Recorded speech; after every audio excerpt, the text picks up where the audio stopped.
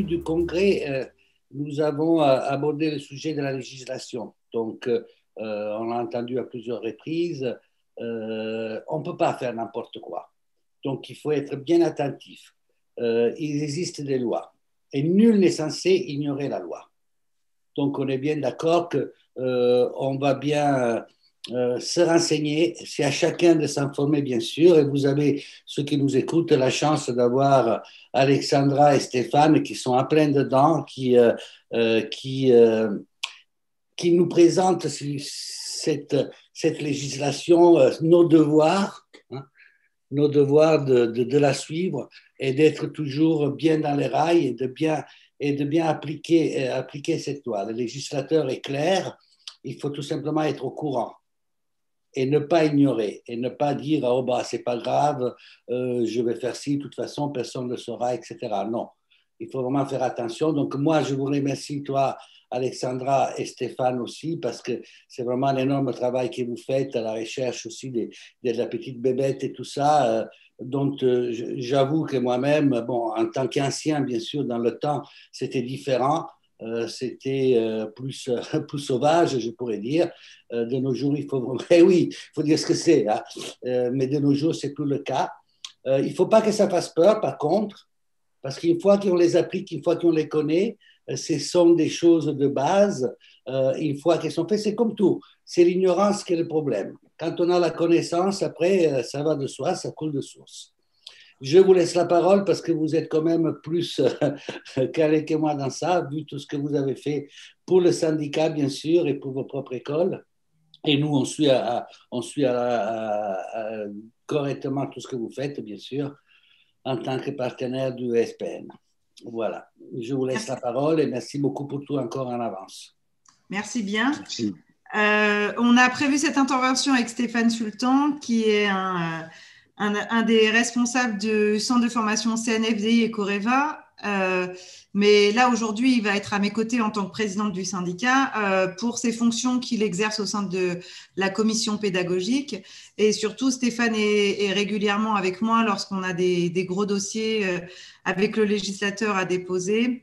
Vous avez pu échanger hier avec Dominique Blanc, qui est le responsable de notre secteur 4 à la Chambre nationale des professions libérales. Donc, Stéphane est aussi à mes côtés et je l'en remercie.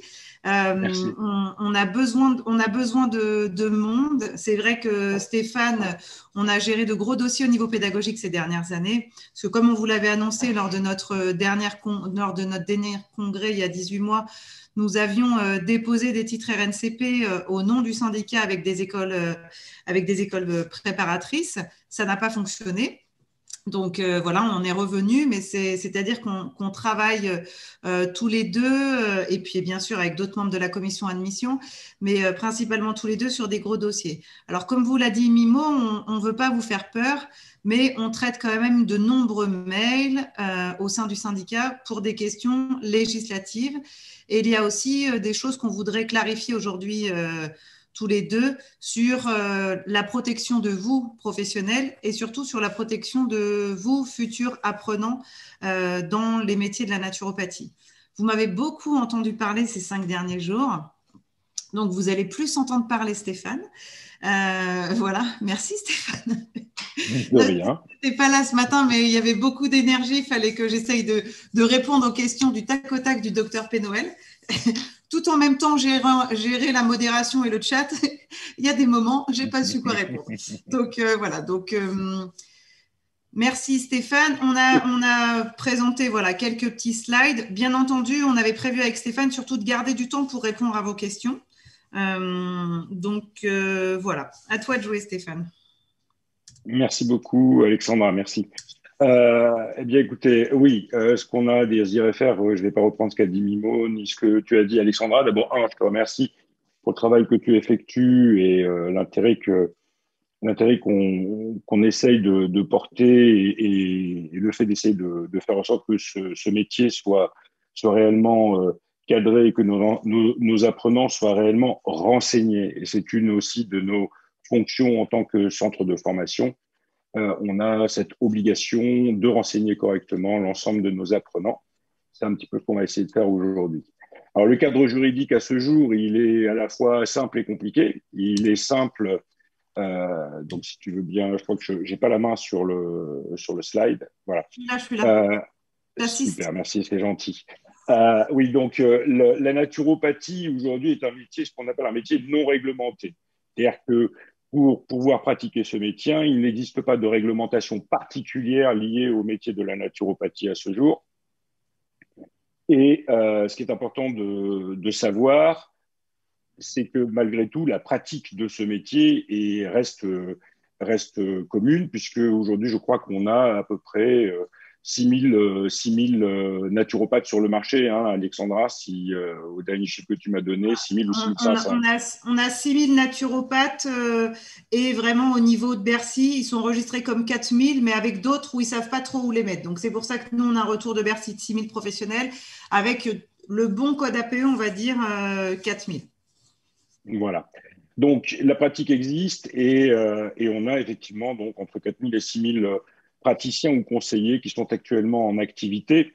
La direction, alors évidemment, ce qui est important, c'est de comprendre le rôle de la Direction générale de la consommation et de la répression des fraudes. Je crois qu'il y a eu, ou il va y avoir, mais il me semble qu'il y a eu déjà une conférence sur le sujet, Alexandra. Oui, on en a déjà parlé avec le cabinet Numétix qui nous a parlé de la communication digitale pour nous professionnels. Elle a mis en avant certaines recommandations de la DGCCRF et avec le cabinet Fidal aussi, on a pu aborder cela, mais on peut réexpliquer pour les gens qui sont présents. Très rapidement, ce métier n'étant pas un métier réglementé, ce qui est important quand même, c'est de dire la vérité. C'est-à-dire et ce que fait la DGCRF, c'est évidemment s'assurer que les informations qui sont communiquées aux clients potentiels ou aux consultants potentiels, ce sont des informations vraies. Et c'est pour cette raison qu'on fait bien attention lorsque l'on s'installe à réellement indiquer si on a une certification ou pas et quel type de certification nous avons, si on a une formation et le titre de la formation, et surtout pas utiliser, et en même temps, et c'est le plus important, n'utiliser absolument aucun terme qui pourrait laisser entendre que la naturopathie est un métier de la santé. Donc tous les termes, il y a un certain nombre de termes qui nous sont interdits. Le terme de patientèle, par exemple, c'est un mot que tout le monde utilise, mais qui normalement est un terme qui n'est pas utilisable. Les termes de pathologie, indiquer que l'on soigne des pathologies, la notion de soigneur, on ne soigne rien, a priori, en tout cas pour le législateur. Donc, il faut faire très attention à ce type de terme ou à ce qui peut laisser entendre que nous traitons de pathologie au sens médical du terme. Et donc, tous les termes qui sont associés au métier de la santé doivent être bannis, évidemment, de votre communication. Et donc, la Direction générale de la consommation, de la répression et des fraudes fait très attention à ce type de communication. Et c'est principalement là-dessus qu'ils viendront vous interroger. Alors, ce ne sont pas, je pense qu'il y a tout un process qui est mis en place et il n'y a pas de comment dire, de sanctions immédiates. Il y a toujours un travail de preuves à apporter, il y a toujours de l'information à apporter, donc vous avez du temps. Mais il est important que vous fassiez très attention dans votre communication, que ce soit la communication sur les réseaux sociaux ou sur votre site Internet. Effectivement, la répression des fraudes, il faut quand même que vous soyez conscient qu'ils ne sont vraiment pas là pour nous mettre en porte-à-faux. Je l'ai déjà dit pendant cette semaine, on n'a aucun souci avec la DGCCRF au niveau du syndicat des professionnels de la naturopathie.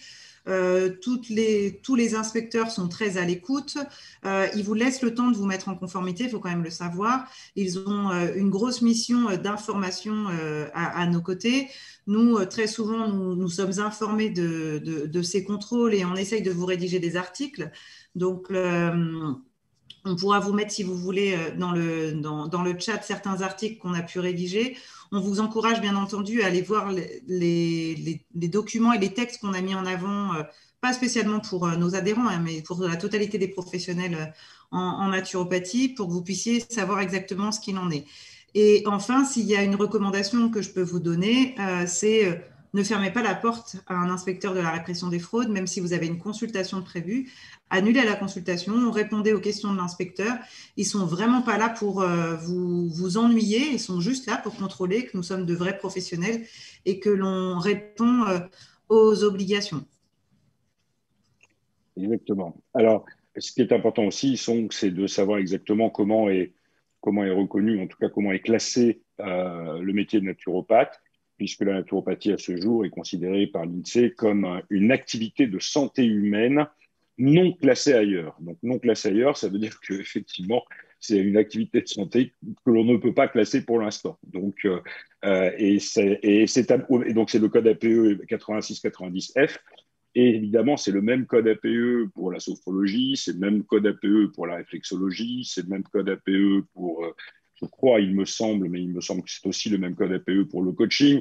Donc, c'est un code APE qui regroupe en fait tous ces métiers qui sont de nouveaux métiers qu'on peut appeler de métiers émergents, même s'ils existent depuis longtemps et même si on a vu qu'un certain nombre de techniques sont ancestrales. En tout cas, pour le législateur, c'est un métier qui aujourd'hui n'est pas classé, n'a pas de classification précise, et donc c'est un petit peu le code APE 86-90F, c'est un petit peu une classe pour tout dans lequel on va retrouver l'ensemble de ces métiers. Donc, oui, Alexandra, vous voulez ajouter quelque chose? Non, non, après, je sais que vous êtes certain d'avoir eu des difficultés avec l'URSSAF et avoir eu d'autres codes APE. C'est à vous de préciser ce qu'il en est. Vous ne demandez pas aux syndicats d'essayer de faire évoluer votre code APE. Nous, on n'a pas d'action là-dessus. Ça fait partie des dossiers qu'on essaye de traiter avec la Chambre nationale des professions libérales parce qu'effectivement, il y a eu un changement de cotisation au niveau de la caisse de retraite. Donc, on est un certain nombre à cotiser à la caisse de retraite des artisans et puis à la caisse de retraite des professions libérales. Ça fait partie des choses qu'on va essayer de faire évoluer dans l'équipe. Avec Stéphane, on est dessus depuis quelques mois. Voilà. Et puis, effectivement, il n'y a pas de reconnaissance vraie de notre métier, c'est-à-dire qu'on n'a pas de métier naturopathe rattaché à une branche métier. Mais ça n'empêche qu'il faut que vous puissiez quand même réaliser que la pratique est organisée et qu'on ne peut pas pratiquer n'importe comment. Donc, quand on voit sur les réseaux sociaux, de toute façon, on peut faire ce qu'on veut parce que c'est pas un vrai métier, c'est faux. C'est pas parce qu'on n'a pas de reconnaissance métier que l'exercice de la profession n'est pas encadré par un code du législateur qui est certes pas le code de la santé, mais qui est un code au niveau commercial. Exactement. C'est tout à fait la même chose sur les autres métiers, hein. Le coaching en fait partie, encore une fois, la réflexologie en fait partie. Enfin, il y a un certain nombre de métiers en France qui sont dans le même, qui sont considérés au même titre que la naturopathie. Donc, il y a rien d'exceptionnel. Et encore une fois, ce n'est pas parce qu'il n'y a pas de, c'est pas parce qu'il n'y a pas de reconnaissance de branche métier qu'il est permis de faire n'importe quoi. Ah, je vois que. Non, Voilà. c'est moi, Donc, je joue avec la souris, j'essaie de trouver le joue bon avec la truc. souris, d'accord. Ok.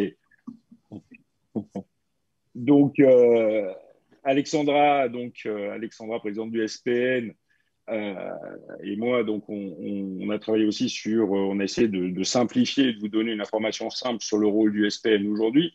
Donc, le rôle du SPN, évidemment, c'est avant tout de défendre les intérêts des professionnels de la naturopathie. Vous l'avez compris, il y a un certain nombre de choses qui sont en discussion avec le législateur, avec les acteurs des métiers du libéral.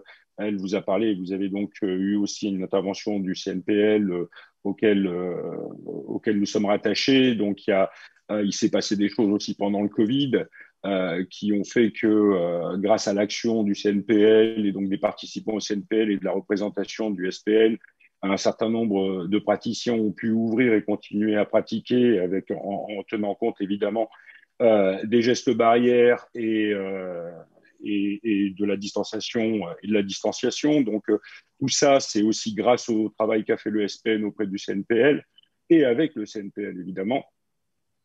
Donc, ça, c'est un des rôles principaux, c'est un des rôles du SPN, puisque d'autres choses, le SPN a aussi et essaye de participer à l'organisation de la pratique de la naturopathie. Vous l'avez compris, cette semaine a été vraiment, je crois, axée sur ce point. Mimo l'a dit, Alexandra l'a rappelé, il y a eu plusieurs interventions sur le sujet. mais c'est vraiment important puisque avant d'être reconnu comme une branche métier, il faut bien avoir un cadre et il faut définir un cadre qui soit acceptable pour tous, qui soit le plus large possible et en même temps suffisamment bien défini pour que chacun puisse se reconnaître comme naturopathe et pas comme rebouteux ou autre chose. Donc, il est important que justement ce cadre soit relativement suffisamment large pour pouvoir accepter toutes les pratiques que l'on rencontre en naturopathie et qui soient en même temps suffisamment figées ou en tout cas suffisamment claires pour qu'on puisse à un moment ou à un autre faire en sorte que ce métier puisse être attaché à une branche. En tout cas, c'est notre souhait. Donc, participer à la reconnaissance du métier, ça fait partie du rôle du SPN et je crois que le SPN est la seule organisation étant représentée au CNPL, c'est la seule organisation en naturopathie qui est représentée au CNPL, donc c'est ce qui lui donne la possibilité justement d'agir, puisqu'il n'y a pas d'autre moyen d'agir auprès du législateur aujourd'hui, à part faire partie de ces commissions nationales et participer aux discussions sur les pratiques libérales. Alexandra, tu as peut-être quelque chose à ajouter sur le CNPL? Oui, après, hier, on a eu la chance d'avoir Dominique Blanc, qui est le président des ostéopathes de France, mais qui est aussi vice-président de la Chambre nationale des professions libérales. Vous nous avez entendu parler de représentativité, donc ça, c'était des private jokes avec Dominique, parce qu'on est sur ces gros dossiers depuis plusieurs semaines à devoir envoyer au commissaire aux comptes de la CNPL les chiffres exacts des professionnels rattachés au syndicat. C'est la raison pour laquelle il faut que vous puissiez aussi soutenir le seul syndicat professionnel, c'est-à-dire que nous sommes les seuls à être représentatifs auprès du législateur. Les chiffres que j'ai fait parvenir le 18, j'ai fait parvenir les chiffres le 18, ne sont pas du tout représentatifs de la naturopathie, mais étant donné que les gens ne sont pas tous adhérents chez nous, et je peux l'entendre, c'est aussi un choix, mais en fin de compte, j'ai malheureusement envoyé des chiffres qui sont faussés, parce que j'ai envoyé 2500 personnes qui sont le nombre d'adhérents, et le législateur va mettre ça en balance avec les chiffres qu'il a de Bercy. Et c'est là où il va me dire, mais ça veut dire que vous ne voulez toujours pas vous organiser en tant que professionnel en naturopathie, vu qu'ils ne sont pas dans votre syndicat. Donc moi, bien entendu, je dis oui, mais c'est normal, il y a des associations, il faut de la place pour tout le monde. Donc ça, c'est bien mignon, c'est ma vision bienveillante de la naturopathie. Et comme je vous l'ai dit, on n'a pas de souci avec la PNF, la FENA, l'OMNES, on parle ensemble. Stéphane et moi, on est quand même souvent en réunion avec eux. Mais en l'occurrence, étant des associations loi 1901, ils ne peuvent pas donner leurs chiffres auprès du législateur. Donc, les vrais chiffres au niveau de la représentativité, c'est par le syndicat des professionnels de la naturopathie.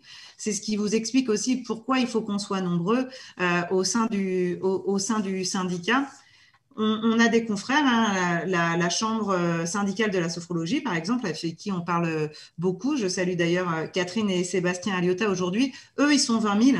Autant vous dire que quand Sébastien et Catherine parlent aux législateurs, ils n'ont pas vraiment le même poids que lorsque Stéphane et moi, on parle aux mêmes représentants. Parce qu'avec nos 2500, ce n'est pas la même chose. Ce qui est dommage parce que nous sommes nombreux en exercice sur le territoire, mais ils n'ont pas l'impression que c'est nécessaire de nous organiser et de vraiment reconnaître le métier parce qu'ils ont l'impression qu'on est vraiment accessoire. Et il est vrai que ces dernières années, on a eu quand même pas mal de difficultés parce que la DGCCRF a protégé les usagers et c'est très bien. Mais les interlocuteurs que l'on rencontre au niveau de législateurs sont souvent conscients de gros dysfonctionnements, exercice illégal de la médecine, exercice illégal de la pharmacie. Parce que oui, on est en limite d'exercice dans notre métier, il ne faut pas se mentir, mais ils ne retiennent pas que nous sommes aussi nombreux à être extrêmement professionnels, extrêmement compétents, à travailler en collaboration avec d'autres professionnels du bien-être, comme on a pu vous le montrer cette semaine avec les ostéopathes ou le shiatsu. On a pu vraiment prouver la complémentarité. Et puis, avec tous les médecins intégratifs qu'on a pu voir ces derniers jours, on a aussi prouvé qu'on avait une place importante dans la prise en charge globale des gens. Mais pour l'instant, on manque un peu de professionnels pour pouvoir vraiment expliquer et être reconnu. Après, ce qu'on fait aussi, c'est qu'on vous informe beaucoup en tant que professionnel installé. Je sais qu'on a passé du temps au niveau de la crise sanitaire là au début pour vous donner des informations. Je vous le dis haut et fort, tout ce qu'on vous a proposé, c'était pas pour vous ennuyer, parce qu'on a même dû enlever une publication qui était la publication sur le Stop Covid parce qu'on a reçu tellement de messages insultants qu'on n'a pas eu d'autres solutions au niveau du conseil d'administration pour enlever cet affichage. Sauf que quand on met en avant des choses sur les réseaux sociaux ou sur notre site internet, c'est clairement pas pour vous ennuyer, c'est pas pour se faire passer pour je ne sais quoi, c'est juste pour vous informer de ce que le législateur nous a imposé de vous dire. Donc, par moment, ça vous chagrine, mais on ne fait pas ça pour faire du zèle, hein, clairement pas. On est vraiment là pour vous protéger et pour vous informer. Donc, bien entendu, s'il y a des choses qu'on dit et auxquelles vous ne croyez pas parce que ça ne correspond pas à votre carte du monde, je peux l'accepter. Hein. Moi aussi, je n'ai pas toujours la même vision que tout le monde. Mais s'il vous plaît, restez bienveillants avec les membres de notre équipe qui travaillent bénévolement pour vous, pour éplucher des textes de loi, pour mettre en place et créer des affiches pour vous faciliter la vie. Et je pense que ce n'est pas nécessaire d'être insultant envers nous-mêmes. Si vous ne pensez pas que ça soit nécessaire d'être reconnu et que vous voulez continuer à exercer en tant qu'autodidacte ou je ne sais quoi, c'est votre choix. Mais s'il vous plaît, ne soyez pas insultants. Et ensuite, une autre grosse mission au syndicat, c'est définir un cadre dans la formation des professionnels. Je ne sais pas si vous avez pu assister à l'intervention de Maître Van Campo, qui était intervenu pour présenter les obligations pour les organismes de formation et donc en quoi c'était primordial pour vous, professionnels, de sortir de réels organismes de formation. Donc, on va pouvoir en discuter un petit peu plus dans les prochains slides. Oui, d'ailleurs, je voudrais remercier l'ensemble des bénévoles du SPN qui font un gros travail pour alerter les professionnels sur le net, pour les alerter avant que la GCCRF intervienne et pour les informer. Moi, je sais qu'il y a un gros travail qui a été fait auprès de nos apprenants aussi et je tiens vraiment à remercier les bénévoles du SPN de prendre autant de temps pour pouvoir aider le métier à être cadré. Merci encore à eux, je pense que c'est important. Comme vous le savez, on a eu il y a quelques années un titre RNCP de conseiller en naturopathie. C'est le lycée agricole de Hyères qui a délégué aussi au lycée agricole de Mirecourt cette certification. C'était un titre RNCP, donc rattaché à France Compétences, ce qui voulait dire que France Compétences reconnaissait cette formation comme certifiante et bien entendu comme qualitative. Le lycée agricole de Hyères, avec tous les soucis qu'on a pu rencontrer ces derniers mois, n'a pas encore pu déposer son renouvellement. Donc, pour l'instant, nous sommes au stade qu'il n'y a aucun titre RNCP sur le territoire en naturopathie. Et je l'ai déjà dit lors d'une intervention avec Stéphane cette semaine, et je le redis, tout organisme qui vous dit qu'ils sont en cours de dépôt de titre RNCP sont hors la loi. Je vous encourage à leur expliquer qu'ils n'ont pas le droit de le dire. Ça s'appelle de la publicité mensongère. France Compétences est très cadrante avec cela.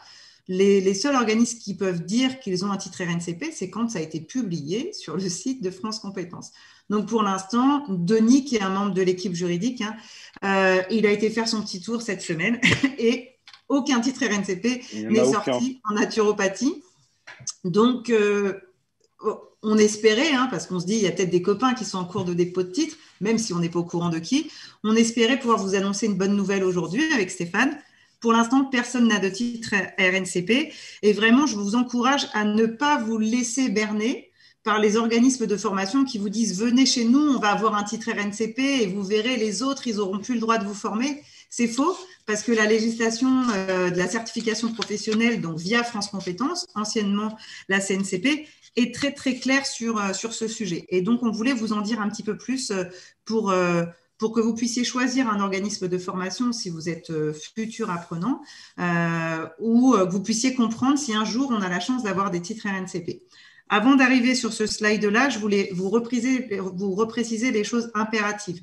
Si vous voulez vous présenter comme naturopathe, conseiller en naturopathie, praticien en naturopathie, conseiller en micronutrition, vous devez avoir un certificat école qui précise le nom de ce terme-là. Parce que vous avez un certificat de conseiller en naturopathie, vous ne devez pas dire que vous êtes naturopathe. Vous devez dire au public exactement ce qui est précisé sur votre document. Et enfin, seuls les organismes de formation, comme l'a dit Maître Van Campo, seuls les organismes de formation rattachés à la direction du travail, c'est-à-dire qu'ils rendent des comptes tous les ans via un bilan pédagogique et financier à la directe, seuls ces organismes-là peuvent vous donner un certificat vous permettant de dire que vous êtes formé de façon professionnelle. Si vous choisissez d'autres entités, qui ne sont donc pas des organismes de formation à visée professionnelle, ce sont des organismes de formation des fois à visée familiale. Il y a juste une petite lettre, c'est 85-59A pour les organismes de formation professionnelle et 85-59B pour les organismes de formation à visée familiale. Si vous choisissez un organisme de formation à visée familiale, vous n'aurez pas le droit de dire que vous êtes certifié. Vous devrez dire à votre client que vous êtes autodidacte. Donc, ne me faites pas des mails en me disant « oui, mais c'est pas normal, j'ai payé 13 000 €, ça doit bien être professionnel ». Non, vous avez payé une formation d'une grande qualité. On ne remettra jamais en cause nos confrères qui n'ont pas de numéro de déclaration d'activité. Très souvent, c'est de la qualité, sauf que vous ne pouvez pas dire que vous êtes professionnel parce qu'eux n'ont pas fait leur boulot de reconnaissance en termes d'organisme de formation. Faites très, très attention à ça parce que encore cette année, j'ai un groupe de plus de 40 apprenants qui s'est constitué pour essayer de demander remboursement auprès d'une société qui les a formés. Donc, c'est quand même 2 promotions de 20 qui ont payé entre 13 000 et 14 000 €. Donc, c'est compliqué et je ne suis pas du tout sûre que nous, au syndicat, avec toute la bonne volonté et la mission de médiateur qu'on essaye d'avoir dans ce dossier-là, je ne suis pas du tout sûre que ces 40 personnes aient le remboursement de leur formation. Je te laisse présenter le registre national des certifications professionnelles, Stéphane. Alors, oui, alors, vous en avez aussi parlé pendant cette semaine, puisqu'il y a eu une intervention du cabinet FIDAL qui vous a fait un petit peu le point sur ce qui existait aujourd'hui en France. Il vous a parlé de France Compétences, donc, qui est un organisme national qui a été créé en 2019 suite à la loi travail, conformément à la volonté du gouvernement d'homogénéiser l'ensemble des certifications et de donner plus de poids à ces métiers qui ne nécessitent pas de diplôme d'État, parce que très souvent on nous pose la question, est-ce que c'est un diplôme d'État? Et le diplôme d'État est un diplôme qui suit un référentiel d'État. C'est-à-dire que l'ensemble des organismes qui vous proposent une formation ont l'obligation de suivre un référentiel dans le contenu et un référentiel dans la certification. Ça n'est pas le cas. Beaucoup de formations métiers, dont la naturopathie, dépendent du ministère du Travail, donc non pas du ministère de l'Éducation. C'est dans les ministères de l'Éducation que vous aurez des diplômes d'État. Tout ce qui est relatif au ministère du Travail va passer par ce qu'on appelle des diplômes métiers, des certifications de compétences, des certificats de compétences, des certificats de formation, des diplômes métiers. Voilà, ça, c'est les termes qui sont utilisés par le ministère du Travail ou des habilitations ministérielles. Ça, c'est les termes qui sont utilisés par les ministères. Le ministère de l'Éducation nationale utilise un terme qui s'appelle diplôme d'État et qui est principalement lié, évidemment, à un référentiel d'État, ce qui n'est pas le cas pour ce métier. Donc, chaque organisme de formation a la possibilité de proposer un contenu. Alors, évidemment, on ne réinvente pas la roue à chaque fois. Donc, on suit tous, évidemment, des blocs de compétences compatibles et cohérents. Donc, il n'y a pas de remise en cause du contenu lui-même. Après, c'est chaque apprenant qui va chercher ce qui lui convient le plus en fonction d'appétences particulières ou en fonction de ses croyances. Mais la réalité, c'est qu'on va essayer autour des blocs de compétences, vous proposer un contenu qui soit un contenu qui est propre finalement à chacun des professionnels qui va vous enseigner. Le registre national des certifications professionnelles est donc ce fameux registre dans lequel sont enregistrés des titres certifiants. Et comme l'a dit Alexandra tout à l'heure, il n'y a pas de titre certifiant aujourd'hui pour la naturopathie. Il n'y en a pas, donc ça veut dire aussi évidemment que ça n'est pas la peine lorsque vous revenez vers nous et on vous informera. Je pense que on sera les premiers à vous informer. Il n'y a pas aujourd'hui de titre qui vous permet d'avoir un niveau diplômant, puisque le registre national des certifications professionnelles, en dehors du certificat, en dehors du terme certification professionnelle, vous donne aussi la possibilité d'avoir ce qu'on appelle un niveau diplômant. Ce niveau diplômant est un niveau européen à ce jour, et ce niveau européen vous permet principalement de pouvoir créer des passerelles entre le monde professionnel et le monde universitaire. Donc, en fait, l'intérêt du registre national des certifications professionnelles, il ne remet pas en cause la qualité des autres formations qui ne le sont pas. Ça aussi, c'est important de le dire. Ce n'est pas parce qu'on n'est pas au registre national des certifications professionnelles que nous ne formons pas des professionnels. La simple différence, c'est qu'un organisme a décidé de donner un niveau diplômant à cette formation et donc la présenter. Alors, il est toujours bien de le faire et on sera très heureux le jour où des organismes du SPN le seront, parce que ça fait partie évidemment de ce qu'on doit offrir à nos apprenants à chaque fois qu'il est possible de le faire. Mais aujourd'hui, à ce jour, et ce n'est pas vrai que pour la naturopathie, c'est vrai pour tous les autres métiers, ce n'est pas parce que vous n'êtes pas au registre national de la certification professionnelle que vous n'avez pas le droit ou que la qualité de votre formation est remise en cause. Cela n'a rien à voir avec la qualité de la formation. C'est un dossier purement administratif, il faut être très clair. On ne vient pas chercher dans votre formation ce qui est bien de ce qui n'est pas bien. Ça n'est pas jugé par des professionnels.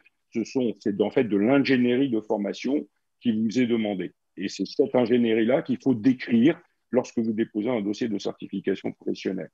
Donc, ce process tend à offrir la possibilité à des organismes d'offrir en fait un niveau diplômant, comme j'ai dit tout à l'heure, et donc une passerelle avec le monde de l'éducation nationale.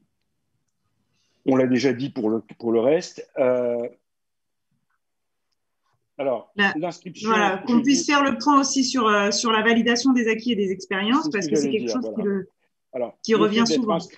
Exactement. Le fait d'être inscrit au registre national des certifications professionnelles, c'est que lorsqu'une école ou lorsqu'un établissement de formation est inscrit au registre national des certifications professionnelles, il devient automatiquement centre de VAE, c'est-à-dire un centre qui va juger en fait, ou en tout cas qui va permettre à des personnes installées, à des professionnels déjà installés, de faire valoir leurs années d'expérience. Et aujourd'hui, il faut 1604 heures, je crois, 1604 heures, c'est ça, 1604 heures, 1604 heures d'exercice prouvé pour pouvoir prétendre à une VAE. Alors aujourd'hui, il n'existe pas de fait, il n'existe pas de VAE en naturopathie, puisqu'il n'y a pas de RNCP naturopathie. Les deux vont ensemble.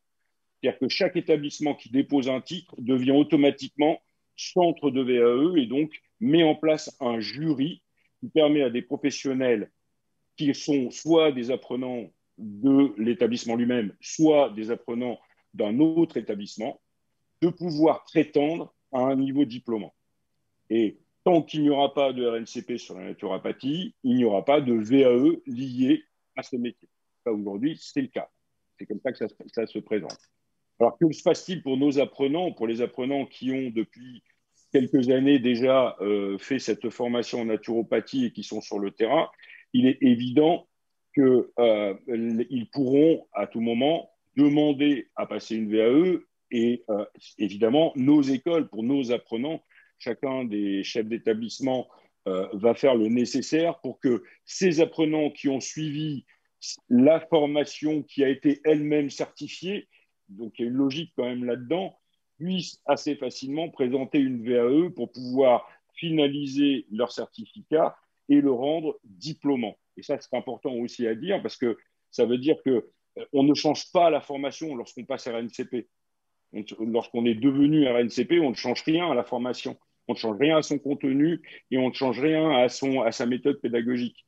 Donc, cela signifie que nos propres apprenants, évidemment, auront suivi notre formation qui aura elle-même été reconnue RNCP. Et ça, c'est important à dire.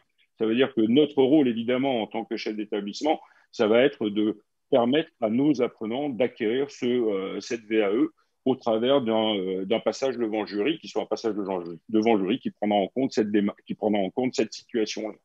Donc, je ne sais pas si tu as quelque chose à ajouter là-dessus. Je voulais rajouter, Stéphane, sur le fait que quand vous voyez sur les réseaux sociaux certains professionnels en naturopathie qui vous disent choisissez telle ou telle école parce que si un jour il y a un titre RNCP, il n'y aura que eux qui pourront vous amener vers un titre RNCP. On voulait justement insister sur le fait avec Stéphane que la VAE est quelque chose d'extrêmement encadré.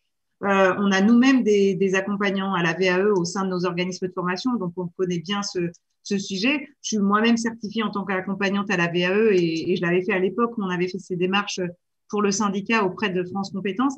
C'est-à-dire que n'importe quel professionnel certifié d'une école, organisme de formation ou autodidacte, et j'insiste sur le fait autodidacte, pourront prétendre à aller déposer un livret 2 de VAE dans le premier centre de formation qui sera titre RNCP ou les premiers centres de formation qui seront titre RNCP. Ce qui veut dire que vous ne devez pas faire votre choix de formation par rapport à ce mytho. Alors, ce Voilà, on va critère, dire, bien sûr. c'est un mensonge. Exactement, exactement. Ça s'appelle un gros mytho, mais dans le milieu de la naturopathie, j'en vois toutes les semaines des gros mythos. C'est-à-dire que vous devez choisir un organisme de formation qui a un numéro de déclaration d'activité et ensuite que le programme pédagogique et l'ingénierie pédagogique répondent à vos attentes. Pas parce que vous avez vu quelqu'un, parce que c'est jamais les chefs d'établissement et même jamais les représentants des organisations qui disent ce genre de choses. Hein. Nous, on en parle régulièrement avec les membres de la FENA et de l'OMNES. Jamais les représentants des institutions vous ont dit ce genre de sottises. C'est très souvent des gens qui sont sortis de leur centre de formation qui imaginent cela, alors que c'est faux. Donc, plus nous serons nombreux sur les réseaux sociaux à rassurer les gens, mieux ce sera. Vous êtes Alexandra, vous pouvez prétendre à la VAE. Alexandra, Stéphane, je me permets de vous couper puisque ça va dans le cadre de ce que vous êtes en train d'expliquer. J'ai deux questions qui rentrent à ce moment concernant les écoles qui proposent un master en naturopathie et enfin une toute dernière question de Stéphane sur est-ce que les écoles de la FENA sont bien déclarées? Alors, je peux répondre à la première. Alors, tu peux répondre parce que c'est l'école d'Alioun, qui est le président de la FENA, qui donc met en avant un master via la FEDE. Et toi, tu es aussi à la FEDE, Stéphane, donc tu peux expliquer ce qu'il en est, je suppose. Exactement. La Fédération des écoles. Exactement. Un master, c'est un cursus. Alors, il faut savoir d'abord ce qu'est un master, parce que souvent on pense qu'un master, c'est un diplôme d'État. Un master n'est pas un diplôme d'État. J'encourage tous les participants à cette conférence à aller sur le site de France Compétences et ils comprendront que toutes les écoles de commerce qui utilisent le terme master, M-A-S-T-E-R, toutes ces écoles ont été obligées de déposer un titre RNCP pour que leur master soit reconnu diplômant.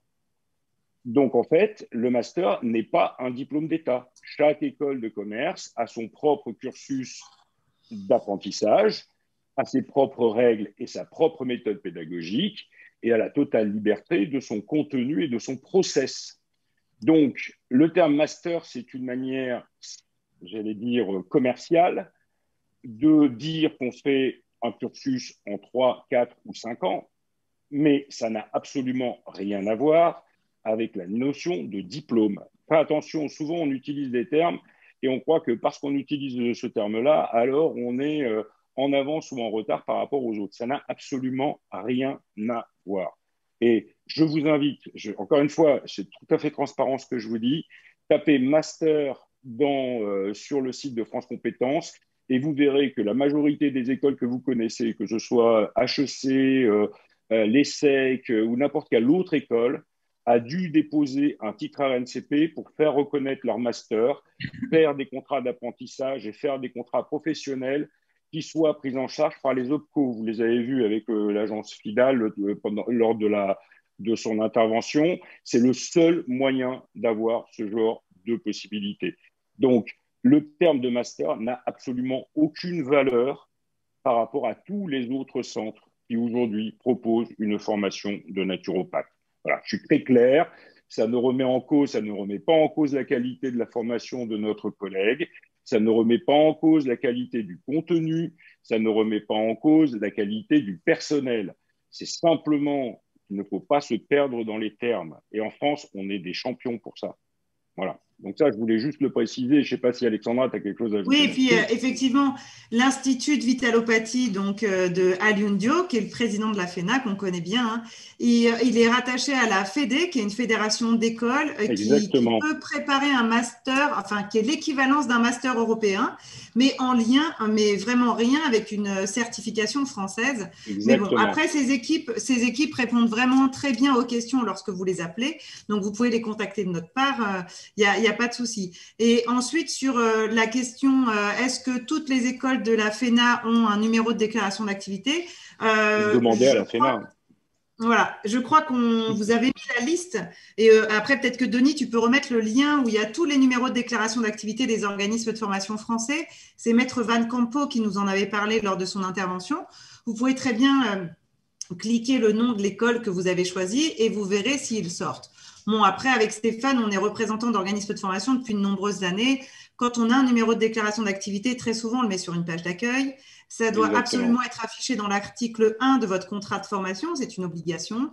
S'ils sont Datadoc, vous aurez aussi le numéro Datadoc. Et s'ils sont Calliope, qui est la nouvelle norme qualité, auquel voilà, déjà plusieurs centres de formation du syndicat ont déjà Calliope, vous le verrez aussi. Donc nous, à la commission d'admission, on est souvent avec Stéphane en commission d'admission apprenant. C'est la première chose qu'on fait. Ça doit être marqué sur votre certificat, le numéro de déclaration d'activité. Et nous, quand on ne trouve pas, on ne connaît pas l'école, hein, parce qu'il y a beaucoup de centres de formation, on va sur cette liste-là. Et si ça ne sort pas, on appelle le professionnel et on lui dit, écoutez, vous êtes bien professionnel, mais vous devez vous dire autodidacte. Vous avez le droit d'exercer en tant qu'autodidacte en France tant que notre métier n'est pas totalement réglementé. Par contre, vous n'aurez pas le droit de dire que vous êtes praticien en naturopathie. Vous devrez dire que vous êtes professionnel en naturopathie autodidacte. Et ça, la DGCCRF est très claire. La publicité mensongère, c'est 144 000 € d'amende. Et il y a des amendes qui sont tombées en 2019 et en 2020 à ce niveau-là. Il y a une autre question de Corinne. Je ne connais pas bien l'école Lingdao, Corinne, donc je peux pas te répondre. Je connais bien l'école ADNR, parce que j'en suis la directrice générale. Mais donc, effectivement, si tu as un certificat d'ADNR en tant que conseillère en naturopathie, tu sais que nous, on a toutes les autorisations, donc tu peux te dire conseillère en naturopathie. Si l'école Lingdao a un numéro de déclaration d'activité, tu pourras te dire aussi praticien en naturopathie, ça ne posera pas de soucis. Exactement. Et concernant la fédération, c'était la Fédération des écoles européennes, c'est une fédération. Une fédération est une association. Elle essaye de peser évidemment auprès de la Commission européenne pour pouvoir homogénéiser la reconnaissance des nouvelles techniques et des nouvelles méthodologies pédagogiques. Elle a permis à ses adhérents et elle permet à ses adhérents d'utiliser des blocs de compétences qui sont des blocs de compétences pour lesquels il y a une inscription au répertoire spécifique. Mais encore une fois, ceci ne signifie pas que, encore une fois, ceci ne signifie pas et n'a aucun lien avec la reconnaissance du métier ou la reconnaissance d'une formation pour pouvoir faire ce métier. Ça, c'est important, il faut vraiment qu'on le dise, que tous ceux qui sont inscrits dans une école de qualité, donc qui a un code APE, qui a un code d'activité, qui est Datadoc ou qui est Calliope, soient rassurés. Toutes ces écoles, et même si un jour ce métier serait reconnu, la loi est rarement rétroactive. Et donc, à partir du moment où vous êtes installé et que vous avez une activité et que vous ne faites pas de publicité mensongère, vous continuerez à pouvoir pratiquer votre métier. Alors, il y aura peut-être des dispositions à prendre pour passer des VAE, pour faire des ponts et ainsi de suite, mais ça, c'est la loi. Mais il n'y aura pas de remise en question des certificats déjà attribués, au moins pour les personnes qui sont installées depuis au moins 1 ou 2 ans. Donc, la loi est faite de manière à ce qu'elle ne soit pas rétroactive. Vous imaginez si à chaque fois qu'un métier avait été reconnu, on avait dû remettre en question l'ensemble des praticiens ou l'ensemble des acteurs du métier. C'est vraiment inimaginable. Ça a été fait une fois et je crois qu'on ne le refera jamais, Alexandra. Non, je pense qu'effectivement, il y a eu après, Dominique a été très, très limpide sur l'évolution du métier d'ostéopathe. Il a donné des dates, des historiques. Donc, vous avez bien compris que pour la reconnaissance métier d'ostéopathe, il n'y avait pas eu de validation des acquis des expériences, mais ça ne se reproduira plus. Les instances et les législateurs sont engagés auprès de nous pour dire que le jour où il y aura un titre RNCP, plusieurs titres RNCP, la validation des acquis des expériences seront donc ouvertes. Concernant, Julie, la question sur les formations qui sont enregistrées à l'étranger, alors il y a de nombreuses formations qui vous permettent d'exercer en France sans aucune difficulté. Et vous pouvez d'ailleurs rejoindre le syndicat. Je pense aux écoles canadiennes, aux écoles québécoises qui sont extrêmement organisées dans ces pays-là.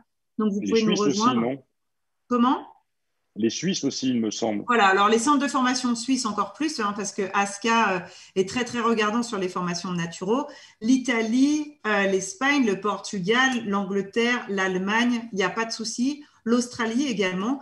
Après, nous, ce qu'on fait au syndicat quand vous venez d'un centre de formation étranger, c'est qu'on contacte très souvent les instances représentatives et donc nos confrères syndicats dans le pays pour savoir ce qu'il en est.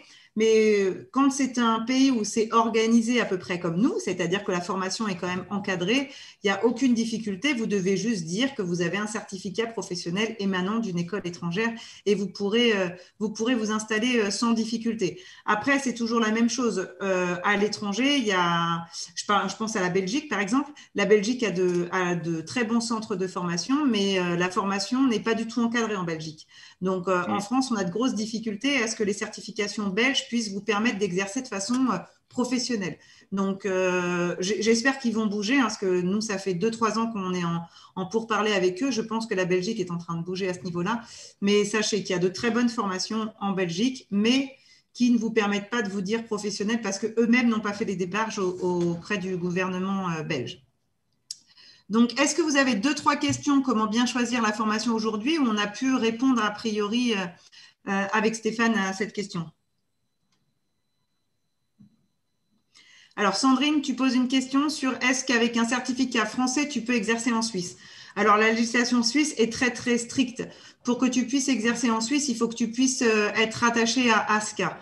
ASCA va étudier ton dossier formation. Il y a des organismes de formation qui ont des accréditations ASCA et d'autres qui ne l'ont pas. Ça s'est tellement durci ces dernières années que nous sommes de moins en moins d'organismes de formation français à être auprès de l'ASCA. J'étais à l'ASCA pendant 5-6 ans, je n'y suis plus parce qu'ils nous imposent des choses au niveau physiopathologie qui sont interdits pour nous, organismes de formation français. C'est-à-dire qu'ils nous imposent une formation de 350 heures en physiopathologie, alors que nous, en France, on n'a pas le droit de vous enseigner la physiopathologie, on doit vous enseigner la physiologie et les dysfonctionnements organiques. C'est ce qui est autorisé chez nous.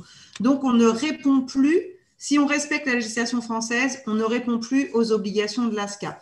Par contre, je sais qu'il y a certains centres de formation français et des documents, les livrets qui ont été signés par des centres de formation français qui ont permis une reconnaissance auprès de l'ASCA. Donc, l'ASCA est quand même une organisation qui est très, très ouverte. Ils sont extrêmement réactifs. Contactez-le de notre part. On est en contact avec eux.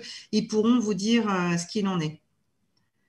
Exactement. Et ensuite, ce qu'on voudrait vraiment vous dire avec Stéphane, vous avez vu, on est 13 centres de formation au syndicat. On se considère vraiment comme des confrères et pas comme des concurrents. Mais on a tous une ingénierie pédagogique un peu différente. On a tous des programmes pédagogiques différents. Et puis, il y a aussi de très bonnes écoles qui ne sont pas au syndicat par choix, parce qu'ils n'ont pas envie de nous rejoindre ou parce qu'ils ne nous connaissent pas, et qui sont aussi très bien. Donc, comparer les programmes pédagogiques. Nous, avec Stéphane, on en rigole, parce que souvent, on compare les programmes de CNFDI, d'ADNR, et puis on fait un mail, on lui dit en quoi vous êtes meilleur que CNFDI? Moi, souvent, ils me le disent au téléphone, en quoi vous êtes meilleur que CNFDI? C'est très, très compliqué, on ne va pas vous répondre parce que c'est des copains et qu'on sait que les formations sont qualitatives partout au syndicat, parce que déjà, elles ont été validées par la commission d'admission école. Et voilà, donc c'est vraiment à vous de comparer par rapport aux blocs de compétences qui sont transmis. Toutes les écoles vous cadreront au niveau législatif parce que c'est une de nos marques de fabrique au syndicat. Donc, si vous avez peur de ne pas être suffisamment bien cadré au niveau législatif, soyez rassurés avec la totalité des écoles du syndicat. Et ensuite, voilà. Alors, bien entendu, le CNFDI, Coreva, je vois des questions dans le chat, il n'y a pas de souci. Les centres de formation du syndicat. Alors, juste parce que c'était au sujet de l'accréditation, Alexandra. Ah, l'accréditation ASCA. Voilà, oui, au sujet de l'accréditation, ni le CNFDI, ni Coreva n'ont cette accréditation. C'est un petit peu comme pour toi, Alexandra. On a approché évidemment l'organisation et le contenu pédagogique qui nous est imposé n'est pas obligatoirement et n'est pas toujours compatible avec nos obligations franco-françaises. Néanmoins, je sais que j'ai des apprenants qui ont présenté le dossier, parce que vous pouvez être pris sur dossier aussi et être reconnu sur dossier. Alors après, ça dépend si vous êtes déjà en exercice, si vous n'êtes pas en exercice, si vous avez pratiqué. Enfin, c'est comme toute reconnaissance d'un diplôme à l'étranger, pour le coup, puisque pour eux, c'est un niveau diplômant, un niveau certifiant, presque un niveau diplômant, en Suisse comme en Autriche, je crois d'ailleurs, il me semble. Il me semble qu'en Autriche, c'est aussi compliqué que ça, mais c'est aussi sur présentation d'un dossier. Donc, et surtout pour ceux qui sont déjà installés, c'est quand même plus simple que pour ceux qui ne le sont pas encore. Donc, voilà, après, je pense que ça, c'est important. Oui, Et l'ASCA peut très bien vous dire qu'il manque quelques blocs de compétences et que vous pouvez très bien aller exactement, dans un des centres de exactement. formation.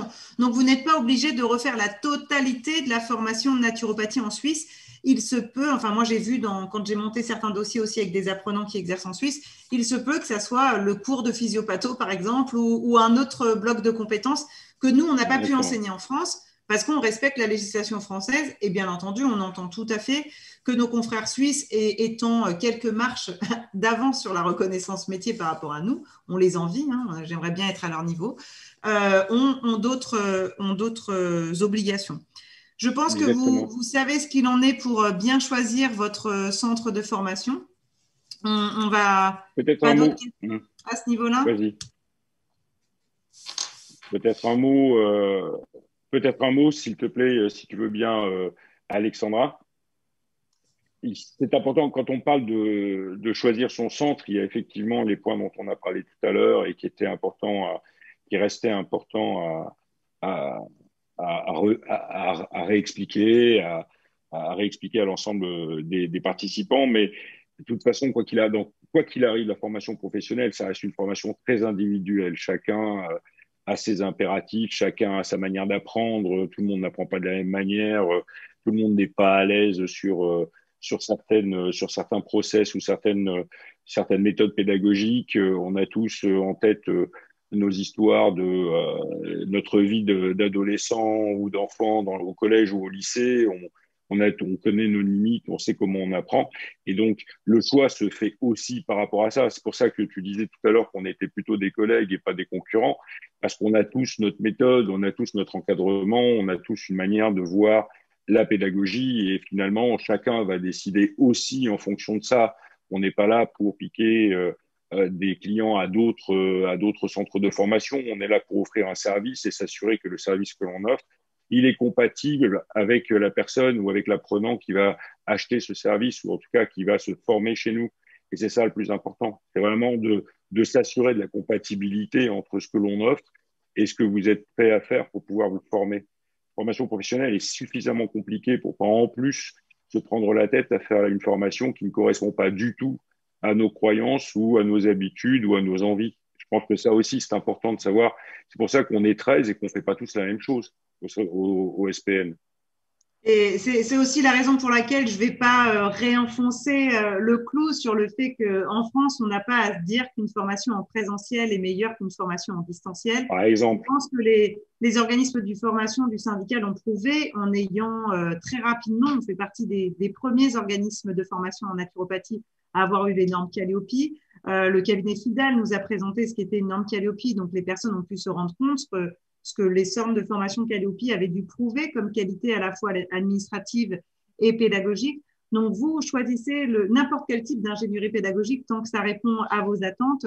Bien entendu, on est pour certains centres de formation plus à vous dire, vous pouvez continuer à bosser tout en faisant vos études. D'autres centres de formation qui vont vous dire, non, vous devez arrêter de travailler parce que vous devez venir plusieurs jours par semaine en présentiel. Ça, c'est à vous de décider ce qu'il en est. En tout cas, nous, jamais on ira dénigrer nos confrères qui font que du présentiel ou dénigrer nos confrères qui font que du distanciel parce que nous ne sommes pas grand-chose. Nous sommes, OK, certes, le seul syndicat professionnel en France pour les métiers de la naturopathie, mais il y a des gens au-dessus de nous qui sont nettement plus compétents. Ça s'appelle des inspecteurs de France Compétences, des inspecteurs de la Direct, des inspecteurs de la répression des fraudes et depuis peu des inspecteurs Calliope qui viennent passer quelques heures avec nous dans nos centres de formation. Donc, vous voyez par rapport à ça. Et les étapes pour la reconnaissance du métier, je vais le redire, quitte à ce qu'on me trouve un peu à radoter. Le syndicat des professionnels de la naturopathie est le seul organisme représentatif de notre métier. Je m'entends très bien avec les copains qui sont représentants d'associations, mais ils ne sont pas organismes représentatifs. Vous pouvez très bien être à la FENA et au syndicat des professionnels de la naturopathie.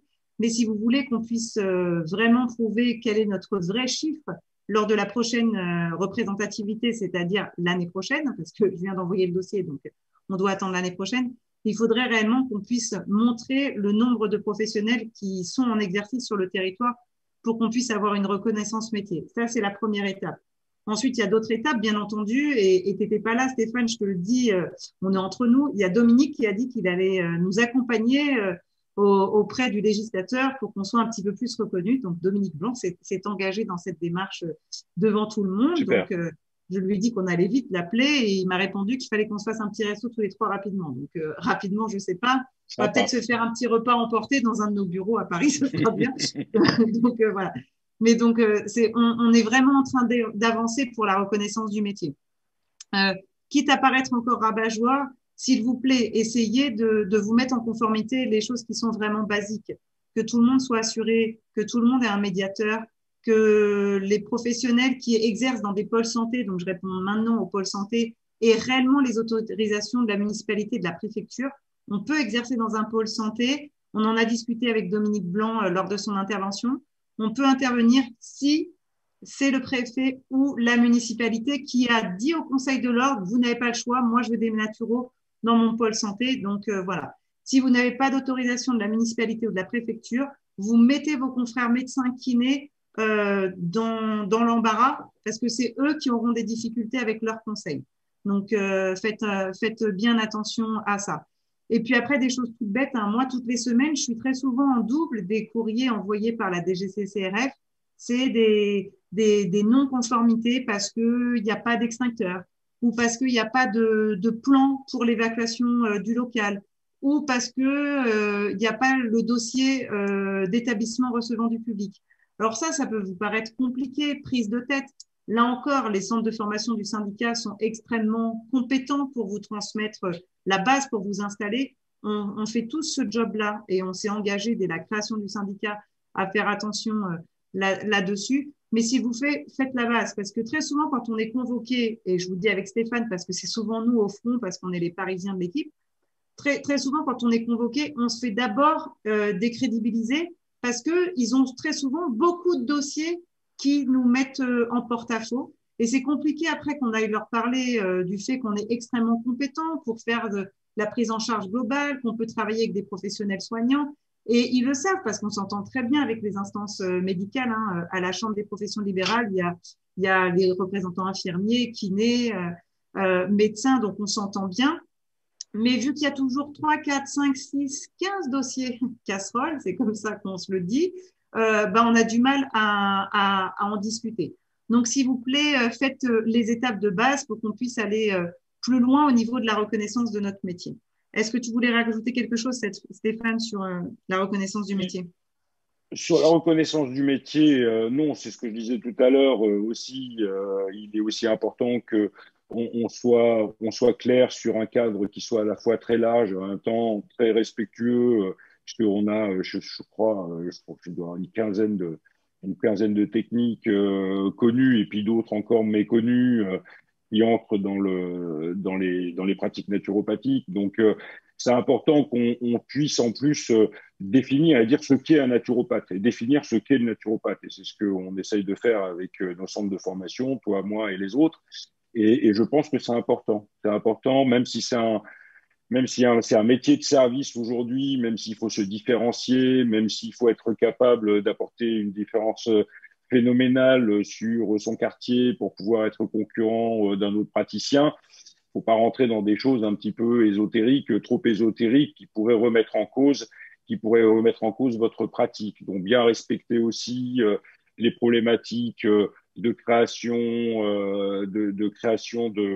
de micronutriments, bien respecter les obligations légales lorsqu'il s'agit de créer aussi des huiles essentielles ou des fleurs de bac, la revente de fleurs de bac. Enfin, tout ça, c'est des questions qu'on a sans arrêt. Je comprends qu'on ait besoin de se dissocier, mais on peut pas faire tout ça sans respecter la règle, parce que c'est ce qui vient en travers finalement de cette reconnaissance. C'est qu'on a l'impression après que tout le monde peut faire à peu près ce qu'il veut, et donc tant qu'il n'y aura pas de cadre, tant que nous on s'imposera pas un cadre, tant que chaque praticien ne s'imposera pas un cadre, on aura du mal aussi à avancer, parce que si tout le monde fait un petit peu ce qu'il veut dans son coin, ça risque d'être un petit peu difficile à la fin. Mais je pense que tout le monde a intérêt à ce que ce soit reconnu demain. Tout le monde. Je pense que c'est nécessaire et plus que nécessaire aujourd'hui. Donc voilà, moi je voulais juste dire ça sur la reconnaissance métier. J'ai vu qu'il y avait aussi une question sur la diététique. Oui. Donc je voudrais juste dire 2 mots là-dessus. la diététique, pour être diététicien, il faut avoir un BTS. Mais on a le droit de faire du rééquilibrage alimentaire et ça s'appelle plus de la diététique, ça s'appelle de la nutrition. Donc, c'est du conseil nutritionnel. Et le conseil nutritionnel n'est pas, encore une fois, réglementé au même titre que la diététique. La diététique s'occupe de pathologies. Le rééquilibrage, le rééquilibrage nutritionnel s'occupe finalement du bien-être ou de la prévention du bien-être et de l'alimentation. Donc, un naturopathe peut faire des études de diététique, peut avoir un niveau de diététicien s'il le souhaite, mais il fera de la nutrition. Il apportera des conseils en nutrition et non pas en diététique. Et à partir du moment où vous gardez cette délimitation, personne ne viendra vous embêter. Et je te rejoins à ce niveau-là sur l'adaptation du parcours pédagogique, c'est une question de Nawel. Donc oui, bien entendu, quelqu'un qui a un BTS en diététique pourra intégrer un centre de formation et ne fera peut-être pas les cursus de nutrition parce qu'il a déjà acquis des compétences en macronutriments, micronutriments lors de sa formation et de son BTS. Et de la même façon, lorsqu'on a un infirmier, par exemple, ou un kinésithérapeute qui intègre un organisme de formation en France, l'organisme de formation est dans l'obligation d'adapter le parcours pédagogique. C'est des choses qui sont très claires pour tous les centres de formation du syndicat. Bon, encore plus pour les organismes de formation du syndicat qui sont Calliope, parce qu'on a été audité sur notre potentiel d'adapter le parcours pédagogique à tout public, au public ayant des certifications différentes, également au public en situation de handicap, par exemple. Ça fait partie des choses qu'on a prouvées dans nos critères qualité au niveau de Calliope. Donc, Nawel, bien entendu, vous n'aurez pas à refaire tout ce qui est anatomie, physiologie, ou peut-être s'il y a certaines écoles qui ont de la psychologie, vous n'aurez pas besoin en tant qu'infirmière de refaire ce genre de bloc de compétences. Ça ne sert absolument à rien. Et si des fois les centres de formation ont oublié ce qu'il en était, j'aime bien rappeler mes confrères et leur expliquer ce qu'il en est. Ça vous évite de payer des modules que vous avez déjà acquis. Donc, voilà. Donc, un médecin, on souhaite faire est-ce qu'on ne peut faire que certains modules? Alors, ça, oui, c'est pareil. Vous verrez avec les centres de formation, mais il y a quand même beaucoup de centres de formation du syndicat qui vendent des modules à la carte. Donc, en tant que médecin, Nawel, c'est tout à fait possible de venir intégrer qu'un module d'aromathérapie ou qu'un module pour beaucoup de nos centres de formation. Je voudrais dire quand même, Alexandra, que depuis 2018, depuis la dernière loi travail et la loi sur la formation qui a intégré la loi travail, c'est presque une nécessité, une obligation pour les centres de formation d'adapter et de personnaliser les parcours de formation, puisque le problème majeur en France, c'est quand même la formation continue. Le problème majeur en France, c'est que la formation continue a été jusqu'à présent très stricte et très structurée et très monomaniaque, et qu'il était très difficile pour des personnes qui voulaient faire de la formation continue et qui voulaient faire prétendre à leurs compétences déjà acquises, il était très difficile d'avoir des parcours adaptés. Et le législateur a décidé dans la loi de 2018 d'imposer, et d'ailleurs Calliope, c'est pour ça que Calliope a été mis en place, parce qu'elle impose justement la capacité à individualiser les plans de formation. Donc, on est clair là-dessus, c'est vraiment une volonté du législateur de faciliter les passerelles entre les métiers et de permettre à des personnes d'acquérir de nouvelles compétences tout au long de leur vie. Et ça, c'est important. Il faut vraiment, ça fait partie de la volonté du gouvernement actuel et des gouvernements qui vont venir, parce que c'est ce qui nous bloquait.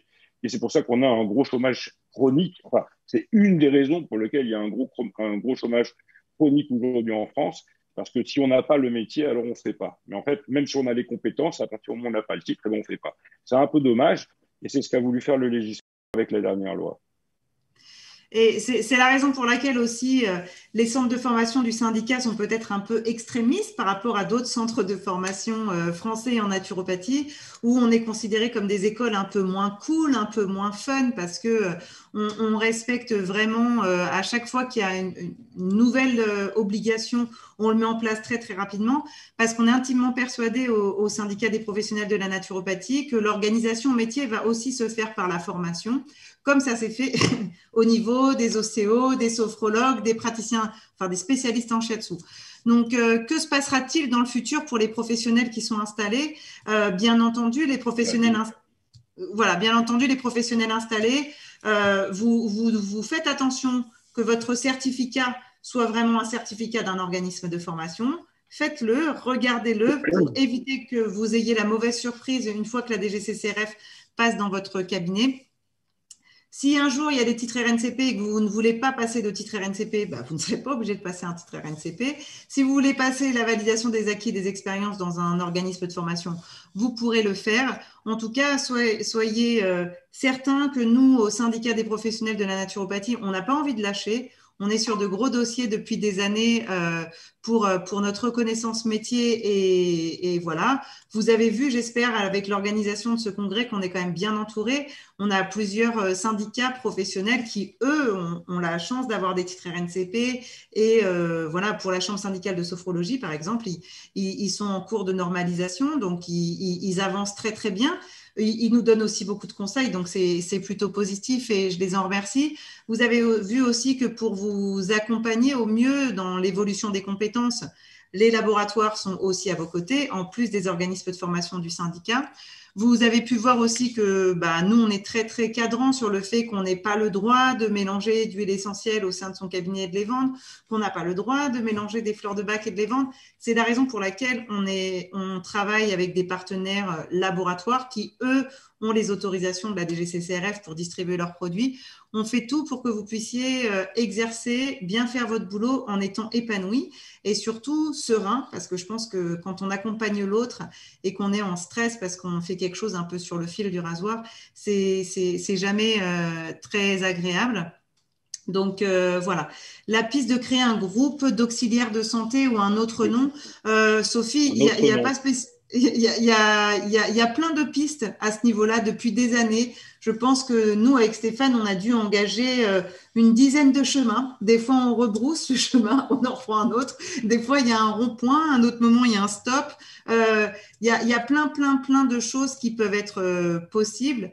Mais je vous dis très honnêtement, pour pas vous mentir, ce qui bloque nos confrères à vraiment évoluer avec nous main dans la main, c'est que nous sommes le métier avec le plus de plaintes pour exercice illégal de la médecine et le plus de plaintes pour exercice illégal de la pharmacie.